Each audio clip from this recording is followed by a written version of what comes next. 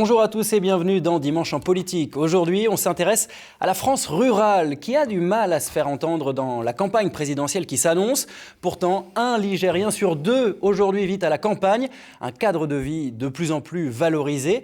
Mais les difficultés restent nombreuses en termes d'accès aux soins, aux services, au commerce. Sur toutes ces questions, les maires ruraux sont en première ligne. Mais sont-ils seulement écoutés? C'est le débat aujourd'hui dans Dimanche en politique. Et pour en parler, trois invités. Françoise Fontenaille, bonjour.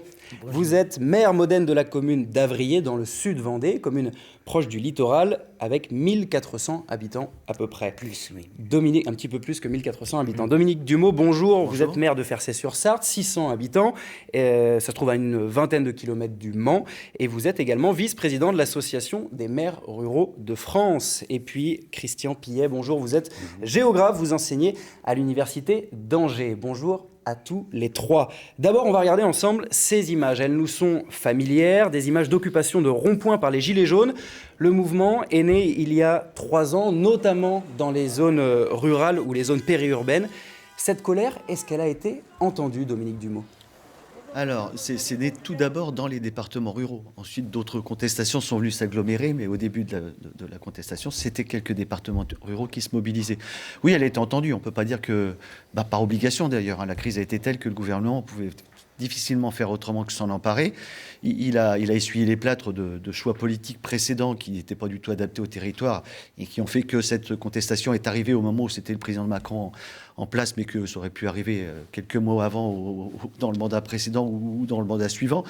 Ils ont su s'en emparer, ils ont pris en compte les doléances qui avaient été exprimées dans les ronds-points, mais aussi dans les cahiers de doléances ouverts dans les mairies. Que les mairies ont recueillis. Oui, et on voit que sur la santé, la mobilité, l'inclusion numérique, la formation, l'éducation, tous ces sujets-là qui étaient traités, ils ont essayé de trouver des solutions. Le problème, c'est que dans tout état de droit comme le nôtre, c'est très long et qu'aujourd'hui, on en est juste au stade où les élus commencent à un peu voir le travail qui a été réalisé à travers l'agenda rural, à travers des pistes comme ça, et qu'il faudra du temps long pour que le citoyen, au bout du bout, puisse se rendre compte des efforts qu'a fait le gouvernement. On a la crise sanitaire en plus qui est arrivée au milieu de toutes ces démarches et qui a un peu cassé la dynamique. Donc tout ça fait que, oui, il s'en est emparé, ça serait malhonnête de dire le contraire, un peu par obligation, mais c'est normal dans une démocratie d'entendre les complaintes ou les sollicitations des citoyens, et qu'il faudra un peu de temps encore pour que ça puisse être lisible pour l'ensemble des habitants de nos villages. Françoise Fontenaille, les cahiers de doléances, est-ce qu'ils ont porté leurs fruits dans votre commune, par exemple ? Eh bien, moi, de façon très pratique, effectivement, dès le début de cette proposition d'un débat, moi, j'ai proposé sur la commune de le faire. J'étais la seule sur le territoire à le proposer, à l'organiser et à l'animer. Mais j'avais pour habitude, depuis que je suis élu en 2014, de rencontrer la population, de rendre des comptes tous les 4 mois à peu près. Malheureusement, la crise sanitaire a empêché un peu la poursuite de ce mode de communication. Et on voyait bien, moi j'ai eu 170 personnes, 150 à peu près, 150, 170, qui venaient parler. Et on voit bien la grande demande de ces gens de s'exprimer. Alors on a rédigé comme il fallait le compte-rendu et on voit bien que ça a été pris en compte. Mais comme dit mon collègue, la crise sanitaire a un petit peu interrompu le rythme de la prise en compte et puis de l'analyse des besoins et puis des actions à décliner. Mais donc cette colère, elle a pu s'exprimer, c'est ce que vous nous dites. Le discours politique, Christian Pillet, est-ce qu'il a changé sur la ruralité au regard de cette crise des Gilets jaunes ?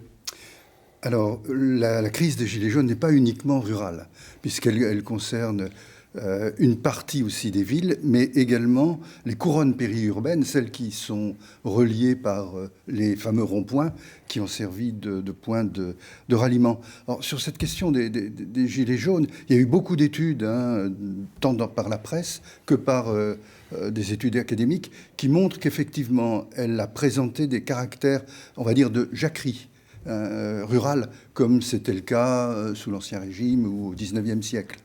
Ces manifestations traduisent pour les chercheurs à la fois des difficultés liées à la mobilité, liées au logement et liées au coût de la vie. Et ce sont des questions que le gouvernement et les acteurs sociaux ont à régler, mais je ne pense pas qu'elle puisse être réglée dans un espace de temps aussi bref que celui où nous sommes. Alors justement, depuis 2 ans, les propositions sur la table, elles font partie de ce qu'on a appelé l'agenda rural, 180 propositions. Qu'est-ce qu'il y a à l'intérieur? Est-ce que c'est un catalogue de bonnes intentions? Au contraire, est-ce que c'est une feuille de route concrète? Qu'est-ce qu'on retrouve à l'intérieur de cet agenda rural, Dominique Dumont? Alors on y retrouve la mission agenda rural, lorsqu'on a rendu notre copie au Premier ministre, il y avait 200 propositions qui étaient à l'intérieur de ce document.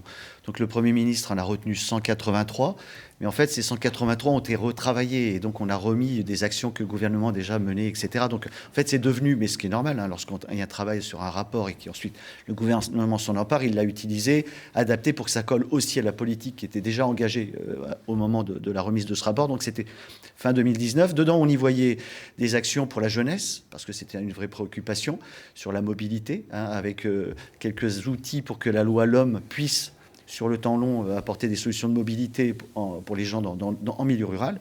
Parce qu'aujourd'hui, la LOM, comme elle est construite, ça va être compliqué. Sur la santé, avec quelques actions qui n'ont pas encore été mises en place. Olivier Véran tarde à s'emparer de ces mesures retenues par le Premier ministre, malgré tout. C'était Édouard Philippe à l'époque. Le gouvernement dit que 90% des mesures de l'agenda rural sont en cours de réalisation. Alors oui. Donc, concrètement, ça se voit sur le terrain dans vos communes? Non, ça ne se voit pas, mais c'est ce qui est logique. Je vais prendre un exemple concret, les campus connectés. L'idée, c'est de permettre à des jeunes qui veulent suivre des études supérieures, mais qui sont isolés dans des départements ruraux où on n'a pas de faculté, par exemple, à disposition, de pouvoir aller dans un lieu pour pouvoir suivre des cours en correspondance, accompagnés par un enseignant multitâche qui les accompagne et qui leur permet de suivre leurs cours à distance pour ne pas subir cet isolement des départements ruraux. C'est une excellente initiative. Elle était dans l'agenda rural. Aujourd'hui, on en a 10 qui sont mis en place en France. Donc, c'est coché comme fait, mais aujourd'hui, hélas, ça n'atteint que ça concerne 15% du territoire qui en aurait besoin. Donc il va falloir du temps pour aller plus loin. Donc évidemment, le gouvernement utilise cet outil de communication, mais comme tous les gouvernements l'ont fait jusqu'à maintenant, c'est pas nouveau. Mais malgré tout, quand les cases sont cochées, finalement, quand on regarde plus précisément, on est encore loin du compte et il y a encore un gros travail à faire. Il y a du travail à faire. On voyait la phrase du Premier ministre sur la ruralité qui disait que c'était une chance pour la France. Françoise Fontaine, vous avez signé récemment une tribune avec 600 autres maires pour appeler à la réélection d'Emmanuel Macron. Emmanuel Macron, on s'en souvient, c'était le président de la Startup Nation. Est-ce qu'Emmanuel Macron a été à la hauteur aussi sur ces questions de ruralité ?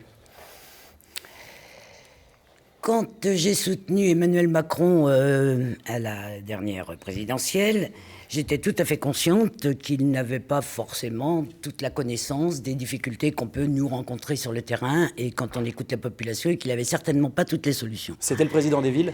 J'ai pas voté pour Emmanuel Macron considérant que c'était un dieu qui allait nous donner toutes les réponses illico.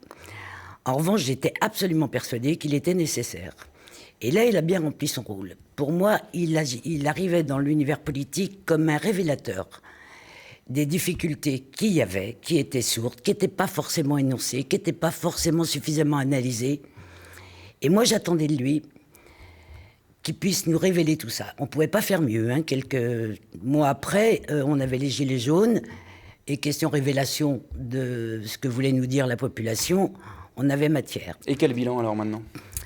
Alors, comme il apprend vite, et comme il est plutôt malin, je pense qu'il a mis en action, après une analyse, en sachant écouter les territoires. Et je sais qu'auprès de lui, il a les professionnels élus depuis longtemps.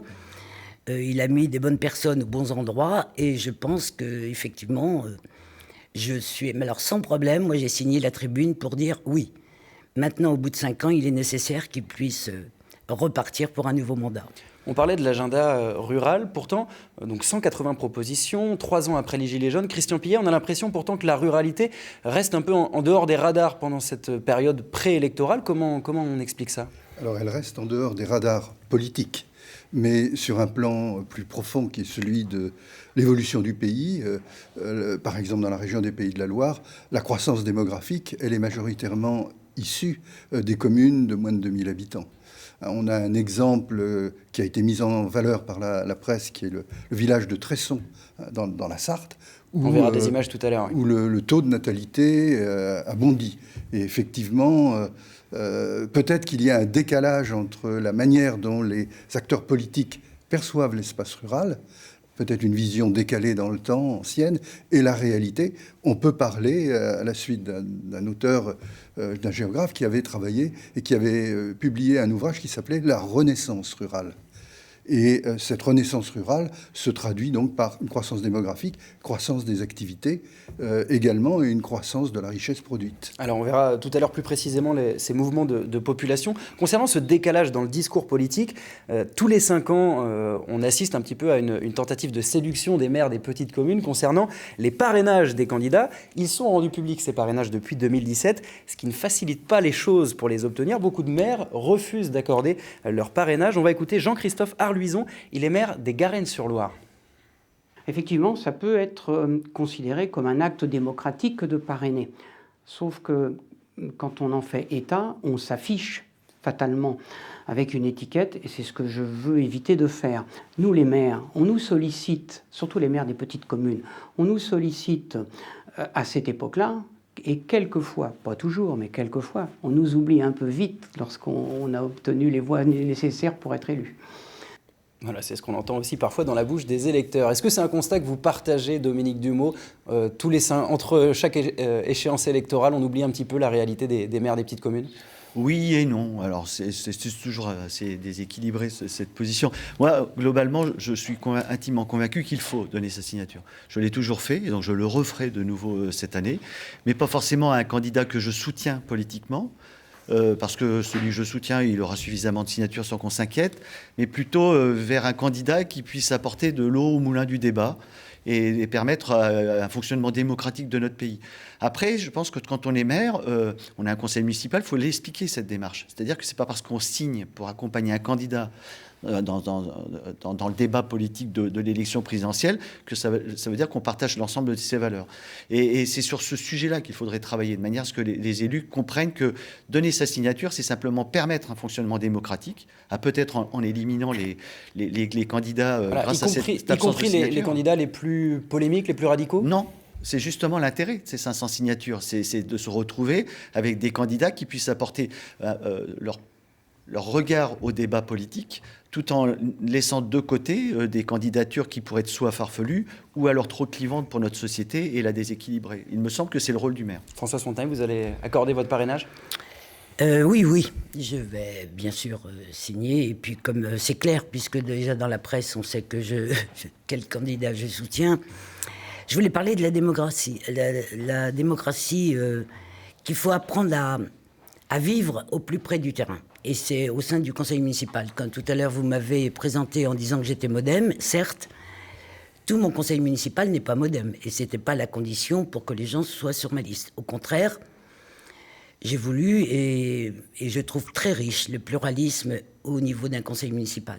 Et tout le monde le sait, on en parle très facilement, on ne parle pas de politique nationale très couramment, parce qu'on est très très pris par les affaires du quotidien, mais chacun sait bien au niveau des positionnements. On est loin des étiquettes. On va parler un petit peu du quotidien, de votre quotidien en tant que maire de petite commune. On sait bien que vous êtes souvent sur tous les fronts. C'est parfois un peu le système D pour gérer une petite commune. Myriam Enguenor et Christophe François ont suivi pendant une journée Marie-Pierre Guérin. Elle est maire d'une petite commune de Loire-Atlantique. Regardez. La Mailleraie de Bretagne, à 50 km au nord de Nantes, une petite commune rurale de 1600 habitants et une gestion à temps plein pour Marie-Pierre Guérin. Après avoir assuré une transition à ce poste de 2018 à 2020, l'ancienne principale de collège, tout juste retraitée, a accepté de s'engager de nouveau pour 6 ans afin de poursuivre les projets entamés. Notre dotation globale, elle est en fonction du nombre d'habitants. On ne fait pas toujours ce qu'on veut, loin de là. Comme on a des projets, c'est ça qui nous... Pour les élus, c'est les projets qui nous prennent du temps. Réaménager un complexe sportif ou un foyer pour personnes âgées, mais aussi répondre aux administrés qui frappent à la porte de son bureau ou accompagner les enfants à la cantine lorsqu'un agent de la ville est absent. Madame la maire est sur tous les fronts. Ça va être facile finalement pour relier le panneau au tableau électrique. Il y a une charge à faire de béton. De retour au bureau pour une visioconférence à l'heure du déjeuner et avant un rendez-vous en sous-préfecture. Marie-Pierre Guérin aimerait un peu lever le pied. Vous serez candidate pour un nouveau mandat? Ah non, certainement pas. Non, non, non, non. Non, parce que je pense que c'est déjà bien prenant. Dans 5 ans, j'aurai 70 ans. Et je pense qu'il sera temps de passer le relais à quelqu'un d'autre. Marie-Pierre Guérin rêve d'une équipe plus jeune pour prendre la relève en 2026. Voilà, dernier mandat pour Marie-Pierre Guérin. Françoise Fontenay, vous savez déjà ce que vous ferez en 2026 ? Alors là, je peux suivre madame sans problème. J'ai déjà 70 ans et ça sera certainement mon dernier mandat. Est-ce que vous arrivez à trouver du sens au-delà de la question il y a de du poursuivre sens. ou non? Est-ce qu'il y a du sens dans cette fonction de gestion d'une petite commune au quotidien? Il y a un sens évident. Moi, quand j'ai levé la main pour proposer ma candidature en 2014, c'était déjà la notion de... je suis dans une commune, j'ai du temps disponible, j'étais en retraite, et on va participer à l'action locale. Une commune un petit peu difficile, parce que chaque commune a sa particularité, sa singularité. Entre Avrier, dans le sud de la Vendée, et Fercé-sur-Sarthe, j'imagine qu'il y a des réalités très différentes. Absolument, nous on sent l'océan très très bien. On est à 7 km à vol d'oiseau de l'océan, on est dans une zone, ce qu'on appelle le rétro-littoral, avec toutes les problématiques qui sont une démographie qui double ou qui triple pendant la haute saison, des équipements qui doivent répondre aussi à cette... Donc on a des particularités de gestion qui sont tout à fait particulières. Ce qu'on voit dans le reportage, c'est qu'on a l'impression qu'il y a toujours plus de boulot pour les maires des petites communes et en même temps, toujours moins d'autonomie. Est-ce que c'est un constat qu'on fait sur le terrain, notamment vis-à-vis de l'État, par exemple? Alors oui, mais il n'y a pas que l'État. Cette perte d'autonomie, elle se fait aussi à l'échelle locale avec les établissements publics de coopération intercommunale, les communautés de communes, où on voit cette difficulté qu'on a à l'échelle locale déjà de travailler pour faire en sorte que les politiques publiques irrigue l'ensemble des territoires. C'était un constat d'ailleurs de l'agenda rural. C'est que oui, l'État avait sa responsabilité, sa part de responsabilité sur l'éloignement des services, ce sentiment d'abandon qui s'est exprimé, mais les élus aussi avaient une large responsabilité dans ce constat.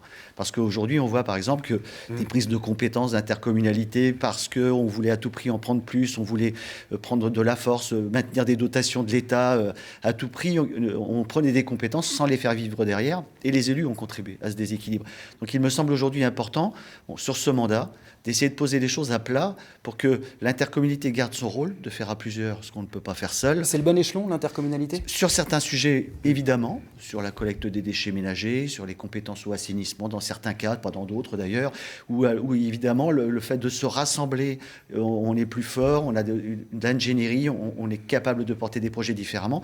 Mais sur les sujets de proximité, que sont par exemple la jeunesse, etc., il y a vraiment une réflexion à avoir, parce que tous les territoires ne sont pas les mêmes, et de vouloir à tout prix faire des copier-coller partout, ça engendre des dégâts et une démobilisation de la part des élus, parce que c'est aujourd'hui ma préoccupation, moi, en tant que premier vice-président de l'Association des maires ruraux de France, c'est de voir que, globalement, nos collègues, au bout d'un an et demi, commencent déjà à baisser les bras au sein de leur intercommunalité, alors que c'est un élément essentiel d'aménagement du territoire.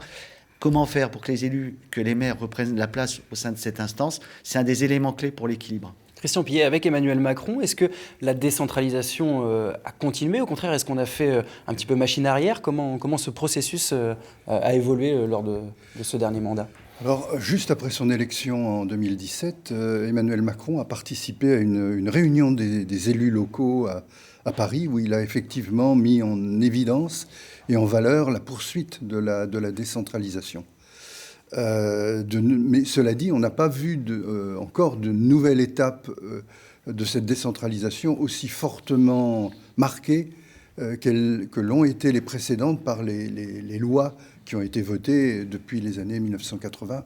Et en particulier, on reste majoritairement encore sous le règle de la loi NOTRe, la nouvelle organisation territoriale de la République, qui organise les échelons administratifs. Cela dit, il me semble qu'il y a un discours effectivement qui est la valorisation de la fonction de maire, et Emmanuel Macron l'a indiqué lors de son discours récent en se positionnant là-dessus, mais il y a effectivement aussi un empilement de strates qui fait que je pense qu'être maire ou être élu municipal est aujourd'hui quelque chose de compliqué et de risqué, parce qu'effectivement, il y a aussi des incidences judiciaires, juridiques, aux compétences qui ont été accordées. Pour lutter contre cet empilement de strates, il y a une loi en préparation, la loi 3DS. Est-ce qu'elle va simplifier les choses?